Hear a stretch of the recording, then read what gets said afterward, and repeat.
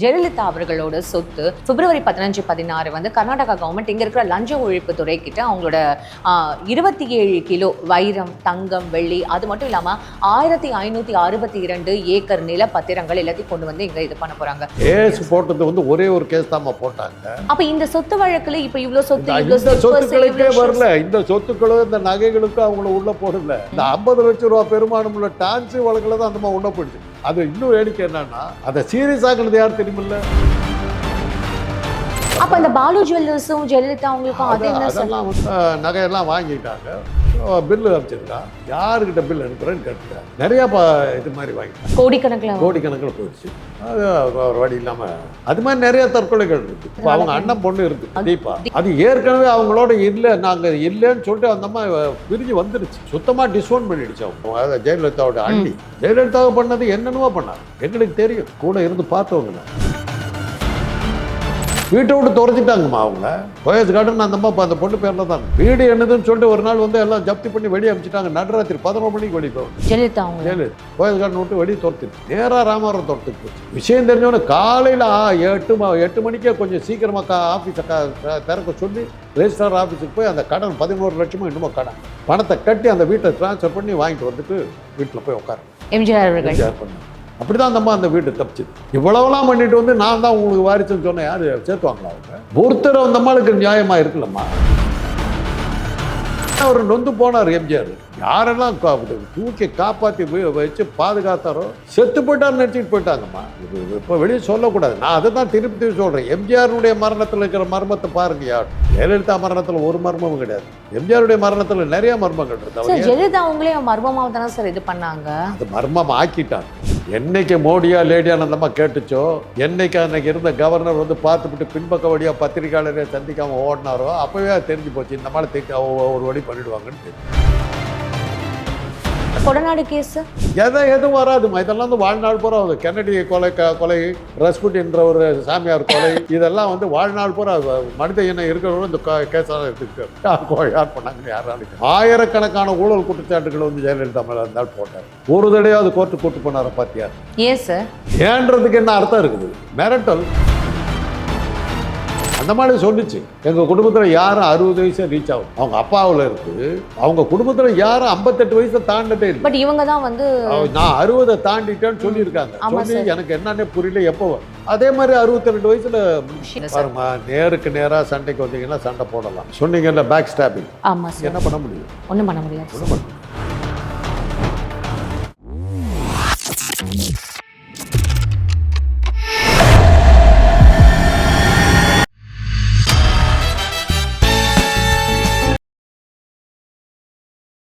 PPT cinema நேயர்கள் அனைவருக்கும் வணக்கம். இன்னைக்கு நம்மளோட டாக்டர் காந்தராஜ் சார் தான் இருக்காரு. நிகழ்ச்சிக்கு போகலாம். சார் வணக்கம். சார், ஜெயலலிதா அவர்களோட சொத்து பிப்ரவரி 15, 16 வந்து கர்நாடகா கவர்மெண்ட் இங்க இருக்கிற லஞ்ச ஒழிப்பு துறை கிட்ட அவங்களோட 27 கிலோ வைரம், தங்கம், வெள்ளி, அது மட்டும் இல்லாம 1562 ஏக்கர் நில பத்திரங்கள் எல்லாத்தையும் கொண்டு வந்து இங்க இது பண்ண போறாங்க. சார், பட் இதுல நிறைய விஷயங்கள் இங்க பேசப்படுது சார். அவங்க வந்து இந்த பாலு ஜுவல்லர்ஸ் அவங்களோட வந்து நிறைய அவங்க கிட்ட இருந்தா வந்து இந்த மாதிரி இந்த சொத்துக்கள், இந்த நகைகள்லாம் வாங்கினதா பேசப்படுது. உங்களுக்கு நீங்க அந்த விஷயத்துல டிராவல் பண்ணிட்டு வந்திருப்பீங்களா? அதை பத்தி நீங்க என்ன சார் சொல்லணும்? ஜெயலலிதா பற்றி ஒன்று சொல்கிறேன் கேளுங்க. அவங்க சின்ன வயசுலேருந்து படத்தில் நடிக்க விட்டார். அவங்களுக்கு ஏறத்தாழ ஒரு 15, 16 வயசுலேயே அவங்க சினிமாவுக்கு வந்துட்டார். அவங்க தமிழில் முதல்ல நடிக்கிற சின்ன தொக்கம்பைங்கிற ஒரு கன்னட படத்தில் அவங்க டான்ஸராக தான் வந்தாங்க. அறிமுகத்தில் வந்து பார்த்திங்கன்னா அன்றைக்கி விஜயபுரி வீரன் ஆனந்தன்ற நடிகர் இருந்தார். அவர் எடுத்த லாரி டிரைவருங்கிற படத்தில் அவர் டான்ஸராக தான் வந்தாங்க. அதுக்கப்புறம் தான் வெண்ணிராடையில் தான் அவங்க வந்து ஹீரோயினை அறிமுகம் ஆகிறாங்க. அதுக்கு முன்னாடி கன்னட படங்களில் வந்து சின்ன சின்ன ரோல் எல்லாம் ஆக்ட் பண்ணிட்டாங்க. சின்ன பொண்ணாக இருக்கிற காலத்துலேருந்து நடிக்க வந்துட்டாங்க. பல்வேறு வகையான சொத்து இருக்கிறதெல்லாம் அவங்க இவ்வளவு சொத்து இருக்கிறது வந்து நம்ம ஆச்சரியப்படுறதுக்கு அர்த்தமே இல்லை. ஹிந்தி படத்தில் அவங்க சக்ஸஸ் ஆகலை. இசத்துன்னு ஒரு படம் எடுத்தாங்க. அதை இவங்களுடைய கடுபடியெல்லாம் ஹிந்தி ப்ரொடியூசர் ஒத்துக்கல. படமும் சுமாராக தான் போச்சு. தர்மேந்திராவோட தான் ஆக்ட் பண்ணாங்க. அது படம் போகலை. ஹிந்தியில் இது பண்ண மற்ற எல்லா மொழி படங்களும், தென்னிந்திய மொழி படங்களும் எல்லாத்தையுமே ஆக்ட் பண்ணாங்க. அப்ப ஏன் சார் அவங்க பேர்ல ஹீரோயின் அவங்க சார் டிஎம்கே கவர்மெண்ட் தானே சார் அவங்க பேர்ல கேஸ் போடுறதா சொல்லப்படுது. கேஸ் போட்டது வந்து ஒரே ஒரு கேஸ் தான் போட்டாங்க. டான்சி நிலத்தை அவங்க ஆக்குபை பண்ணிக்கிட்டாங்க.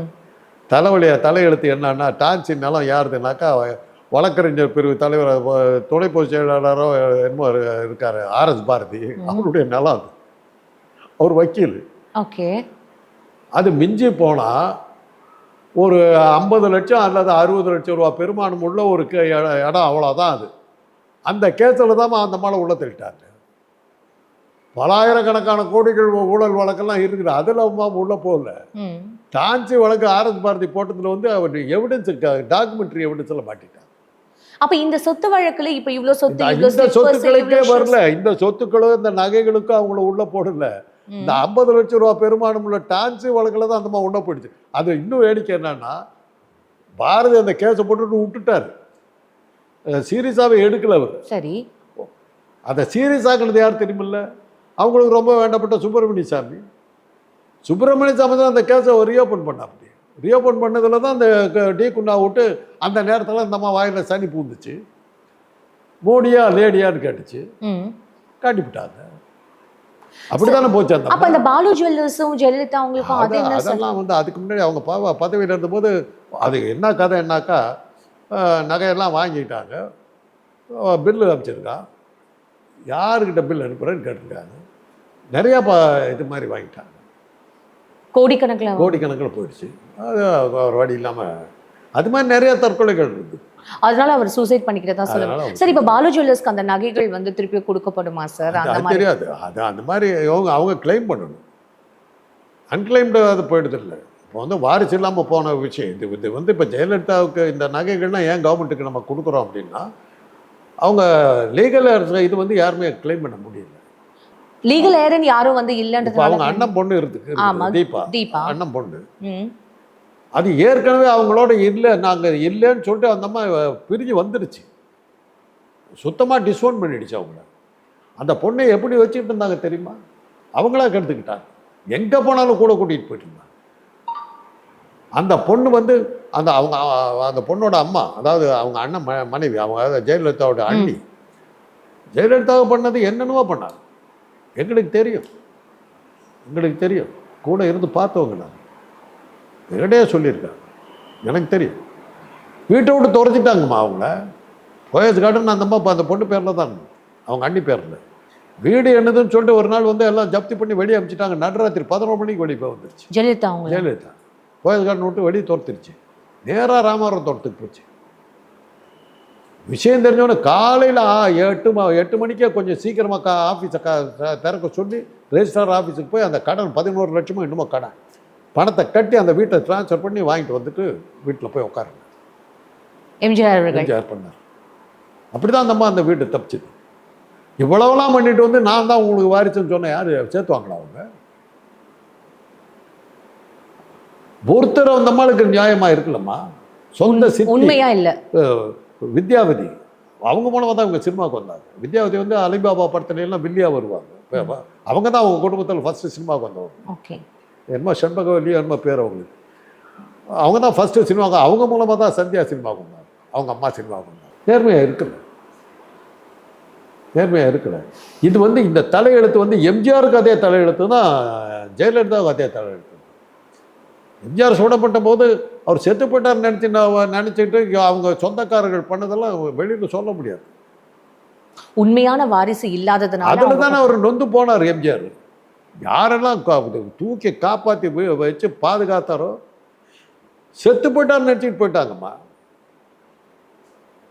இப்போ வெளியே சொல்லக்கூடாது. நான் அதை தான் திருப்பி சொல்கிறேன். எம்ஜிஆருடைய மரணத்தில் இருக்கிற மர்மத்தை பாருங்க. யார் ஜெயலலிதா மரணத்தில் ஒரு மர்மமும் கிடையாது. எம்ஜிஆருடைய மரணத்தில் நிறைய மர்மங்கள் இருந்தது. ஜெயலலிதா அவங்களே மர்மமாக தானே சார் இது பண்ணாங்க. அது மர்மம் ஆக்கிட்டாங்க. என்னைக்கு மோடியா லேடியான அந்தம்மா கேட்டுச்சோ, என்னைக்கு அன்னைக்கு இருந்த கவர்னர் வந்து பார்த்துவிட்டு பின்பக்க வழியாக பத்திரிகையாளரை சந்திக்காமல் ஓடினாரோ அப்போவே தெரிஞ்சு போச்சு, இந்த மாதிரி ஒரு வழி பண்ணிவிடுவாங்கன்னு தெரிஞ்சு போச்சு. ஆறுமுகசாமி வந்து அவர் என்கிட்ட பேசிக்கிட்டு இருந்தார். அவர் எனக்கு ரொம்ப வேண்டப்பட்டவர், எங்கள் ஊருக்காரர் தான். எங்கள் அப்பாவுக்குலாம் ரொம்ப க்ளோஸ். அவர் இப்போ வரைக்கும் அது என்ன சார் அவர் சொல்கிறாரு, ஒருத்தன் சாட்சி சொல்ல வர மாட்டேன்டாப்பா, என்ன பண்ண சொல்கிறேன், கடையை திறந்து வச்சுட்டு உட்காந்துருக்கிறேன், ஒருத்தனும் வரமாட்டேன். முதல்ல பேச வேண்டியது பன்னீர்செல்வமும் பழனிசாமி தான் பேச, அவனுங்களே வர மாட்டேங்கிறான். அப்போ நான் கொடநாடு கேஸ் எதுவும் வராதுமா. இதெல்லாம் வந்து வாழ்நாள் பூரா கென்னடி கொலை, ரஸ்புட்டின்ற ஒரு சாமியார் கொலை, இதெல்லாம் வந்து வாழ்நாள் பூரா மனித இனம் இருக்கிறவங்க இந்த கேஸாக எடுத்துக்கிட்டே இருக்கும். யார் பண்ணாங்கன்னு யாராலும் கேட்டு. சார் அப்ப இவ்வளோ இவங்க சம்பாதிச்ச இந்த நகைகள் எல்லாமே இந்த லஞ்ச ஒழிப்பு இது வந்து எந்த மாதிரியான ஒரு எவிடன்ஸ்ல வந்து கலெக்ட் பண்ணிட்டு போயிருப்பாங்க சார்? இப்போ நீங்க சொல்ற மாதிரி இவங்களும் சம்பாதிச்சிருப்பாங்களே. She also an actress. she was also an actress. அது மட்டும் இல்லாம அவங்க சிஎம்மா இருந்திருக்காங்க, அவ்வளவு வருஷம் அவங்க வந்து பதவியில இருந்திருக்காங்க. அதுல சம்பாதிச்சிருக்க முடியாத ஒரு பைசா வந்து அவங்க அதெல்லாம் நம்ம அவங்க கொடுக்குற ஆர்குமெண்ட். அஃப்கோர்ஸ் இல்லை சார், கொடுக்குற ஆர்குமெண்ட் அதுதான். அதையும் மீறி போகிறது தானே. அது சினிமா விட்டு இத்தனை வருஷம் ஆச்சு. அன்னைக்கு நீங்கள் ஒரு கணக்கு அது அவங்க பண்ண தப்பு என்னன்னா, அன்னைக்கு அவங்களுடைய சொத்து மதிப்பு கூட அவங்க கொடுத்துருந்தாங்க. கொடுத்துட்டு அரசியலுக்கு வந்து பதவிக்கு வந்ததுக்கப்புறம் அவங்களுடைய சொத்து மதிப்பு அது மாதிரி பல மடங்கு இருந்துச்சு. அதுதான் எவிடன்ஸாக இருந்துச்சு. அதுதான் எவிடன்ஸாக இருந்துச்சு. பட் அந்த கேஸே இல்லைம்மா இதில். அவங்க ஜெயிலுக்கு போனதுனால தான் சொல்கிறேன்னு. டீ குடிக்கிறதுக்கு வர்ற காசு 15-50 லட்சம். இன்றைக்கி டீ ஒரு கப்பு டீ அந்த விலை அவ்வளோதான் டான்ஸி வழக்கு. அதை போட்டு ஆரத்து பாரதி சும்மா போயிட்டார். அவர் அதை பற்றி கவலையே பட்டுக்கல. அவர் தான் ஓனர். இன்றைக்கி அவர் தான் ஓனர். அது அதை ரேக்கப் பண்ணி அதை கேஸ் ஆக்கி பெருசாக்குனதும் சுப்பிரமணிய சாமி அவங்க கட்சிக்காரர் தான், பாஜகக்காரர் தான். சுப்பிரமணிய சாமி மேலே எனக்கு பல விஷயங்கள் தெரியும். எங்கள் அண்ணன் ரொம்ப ஃப்ரெண்டு. பல விஷயங்கள் அவர் பண்ணிக்கிட்டே இருந்தார். எங்கள் அண்ணன் அவரை பெரிய ஹீரோவாக பேசிக்கிட்டு இருப்பார். நான் சொன்னேன், ஆயிரக்கணக்கான ஊழல் குற்றச்சாட்டுகளை வந்து ஜெயலலிதா மேலே இருந்தால் போட்டார். ஒரு தடையாவது கோர்ட்டுக்கு கூட்டு போனார பார்த்தியார்? ஏன் சார்?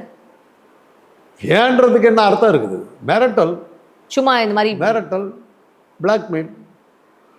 எந்த மாதிரி இவங்க அடி பண்ணி வாங்கன்னு அவர் எக்ஸ்பெக்ட் பண்ணாரு சார்? அம்மா அவருக்கு நிறைய இடங்கள்ல ஆட்களை வச்சுருந்தாருமா. ஒரு டீல் இந்த அம்மா பண்ணும். உதாரணத்துக்கு சொல்கிறேன். சரி, என்கிட்ட ஒரு டீல் பண்ணிச்சு அப்படின்னு வச்சுக்கங்க. அதில் வந்து நான் வந்து 10 கோடி ரூபா கொடுக்குறேன் அப்படின்னு சொல்லி வாயால் சொல்லியிருப்பேன். 10 கோடி கொடுக்குறேன், இந்த டீலை முடிச்சு கொடுத்தீங்கன்னா நான் சொல்லியிருப்பேன். சரின்னு சொல்லிட்டு அந்த டீலை முடிக்கும். ஓகே, முடிக்க வரும்போது இந்த ஆளுக்கு தகவல் போகும், இந்த டீலில் நீ 10 கோடி ரூபாய் காந்தராஜிடம் வாங்கியிருக்கிறாய், வழக்கு அப்படிம்பாரு. வழக்கு பேப்பரில் வந்துடும். ஜெயலலிதா 10 கோடி ரூபாய் ஊழல் அப்படின்னு பேப்பரில் வந்துடும். அதுக்கப்புறம் அந்த கேஸ் என்னாச்சுன்னு தெரியாது. அதோடு சரி. அப்புறம் இப்போ என்ன காரணம்னா, சுப்பிரமணிய சாமி பின்னாடி சில பெரிய தலைகள் இருந்தார்.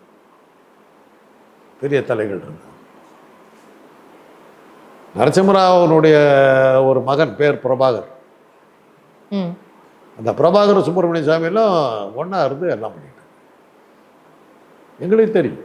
இதில் வந்து அவங்க கணக்கு காட்ட முடியும். இவ்வளவு சொத்துக்கு அவங்களால கணக்கு காட்ட முடியும். கண்டிப்பா காமிச்சிருக்க முடியும்ல சார். வாரிசு இல்லாம போனதுனால தான் அவங்க பேசாம. அப்ப அவங்க எதுக்கு சார் அமைதியா இருந்திருக்கணும்? அவங்க வந்து எவ்வளவு கிளவரான ஒரு நாலேஜபிளான பர்சன். ஒரு கவர்னரே வந்து உங்களை பழி எடுக்கிறாமா? ஒரு கவர்னர் வந்து பழி எடுக்கிறாமா? சசிகலா என்ன உள்ள அனுமதிக்க மாட்டேன்னு சொன்னா அந்த கவர்னர். சசிகலா கவர்னரோட பெரிய ஆளா? யாரை ஏமாத்துற? பத்திரிகையாளரை பார்க்காம பின்கதை ஓடியா போற? ஏன் போன? நீ யோகியனா இருந்தால் வந்து பத்திரிகையாளர்கிட்ட பேசியிருக்கணும். இல்லை, ஒரு உதயபாஸ்கர்னு ஒரு ஆள், விஜயபாஸ்கர் என்னமோ அந்த ஹெல்த் மினிஸ்டர், என்னன்னு கேட்டாக்க இந்த மாதிரி பார்க்க கூட வரல. விஜயபாஸ்கர், எம்ஆர் விஜயபாஸ்கர் பார்க்க கூட வரல. ஹெல்த் மினிஸ்டர் தான் நாங்கள் உட்காந்து புல்லட்டின் சொல்லணும், சீஃப் மினிஸ்டர் இப்படி இருக்காங்க இப்படி இருக்காங்கன்னு சொல்லணும். ஒரு நாள் வந்தார் அந்த ஆள். ஏன் வரல? மோடியா லேடியான்னு கேட்டீங்க, ஆள் வரல. இப்படியெல்லாம் பண்ணி அந்த மாதிரி ஒரு வழி பண்ணி முடிச்சிட்டீங்க. இன்னைக்கு வரலாம் அவங்களால அந்த கட்சி வெளியே வர முடியல. இன்னைக்கு வரலாம் அவங்க கிட்ட அடிமையாத்தானே. பட் என்ன இருந்தாலும் அவங்க ஆளுமை, ஜெயலலிதா அவங்கனாலே ஆளுமை, அவங்க வந்து ரொம்ப ஒரு பவர்ஃபுல்லான ஒரு குயின். இதில் வந்து எந்த மாதிரியான ஒரு விஷயங்களாக அவங்களை ஈஸியாக டேக்கிள் பண்ண முடியும். அப்புறம் வந்து நல்ல ஒகேபுலரி ஆகுறது சரி, அவங்க நாலேஜபிள் பர்சன். இப்படிலாம் பார்க்கும்போது இந்த மாதிரியான வந்து இந்த ஊழல் இல்லை இந்த மாதிரியான ஒரு பேக் ஸ்டாப்பிங்னால அவங்களுக்கு எவ்வளோ பெரிய ஒரு டிஸ்அட்வான்டேஜ் ஆயிடுச்சு இல்லை சார்? நேருக்கு நேராக சண்டைக்கு வந்தீங்கன்னா சண்டை போடலாம். சொன்னீங்கல்ல பேக் ஸ்டாப்பிங். ஆமாம் சார். என்ன பண்ண முடியும்? ஒன்றும் பண்ண முடியாது. ஒன்றும் பண்ண முடியாது. ஸ்டாலின் அழகாக சொன்னார். ஸ்டாலினை விட்டுட்டாங்க.